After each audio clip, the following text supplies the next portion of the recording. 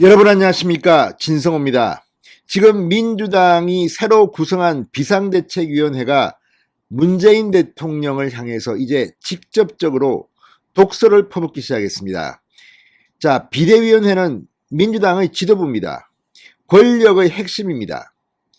이번 지방선거 공천도 이 최고위원회의격인 비상대책위원회가 결정을 해야 공천이 가능합니다.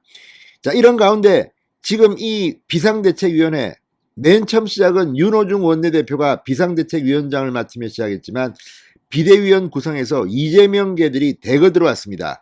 이재명 후보가 실제로 비대위원 구성에 영향력을 미쳤다는 증언들이 잇따라 나오고 있습니다. 권지웅 비대위원은 이걸 이야기해서 지금 민주당은 술렁이고 있습니다. 이런 가운데 이 권지현 상위 공동 비대위원장 역시 이재명 후보가 전화를 걸어와서 함께 일해보자 이렇게 이야기했다고 이야기했고, 최입의 비대위원 역시 이재명계로 분류됩니다. 자, 민주당이 아닌 국민의당 출신입니다. 그렇지만 이재명 후보가 모셔와서 무슨 선대위 직책을 맡긴 사람입니다.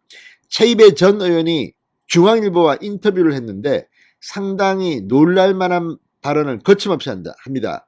문재인 대통령은 반성문을 쓰고 나가라는 겁니다.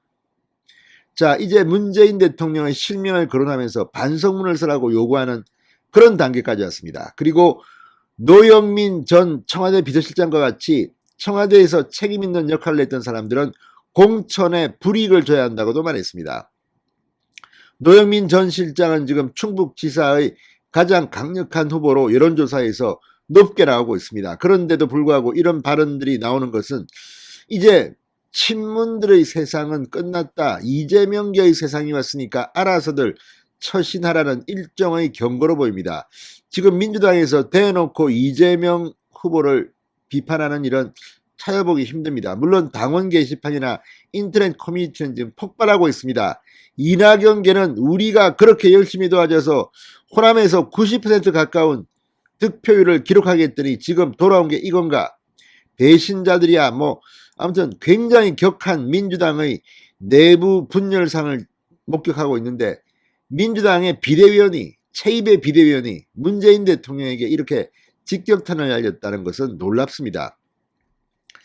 비대위원은 당 지도부이기 때문에 이들이 마음만 먹으면 못할 일이 없습니다. 이제 선거는 졌고 문재인 대통령은 한 2달도 안 돼서 이제 나갈 사람이고, 친문 그동안 많이 누려왔지 우리는 못 참겠다는 식인데, 최입의 비대위원의 인터뷰가 지금 청와대를 강타하고 있습니다. 진성호의 융단 폭격 시작합니다.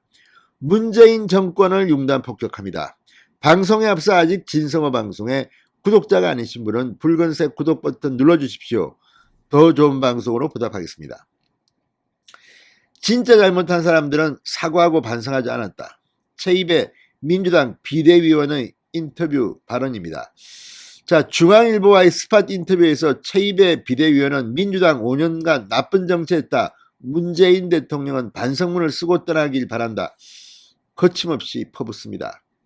물론 민주당에 몸담지 않고 국민의당 출신이라서 더 그런지 모르지만 아무튼 셉니다. 자, 최입의 비대위원은 이 대선 패배의 첫 번째 이유로 청와대와 민주당은 지난 5년간 꾸준히 내로남불, 편가르기, 독선, 나쁜 정치를 하며 국민의 마음을 떠나보냈다. 자, 대선 후보였던 이재명, 전임 지도부였던 송영길 여러 차례 반성을 했지만 정작 청와대와 현 정부 인사 등 책임 있는 사람들은 강성 지지층의 눈치만 보고 있었다. 그래서 국민에겐 진정성 있는 사과로 비춰지지 않았다고 말했습니다. 다 옳은 말입니다.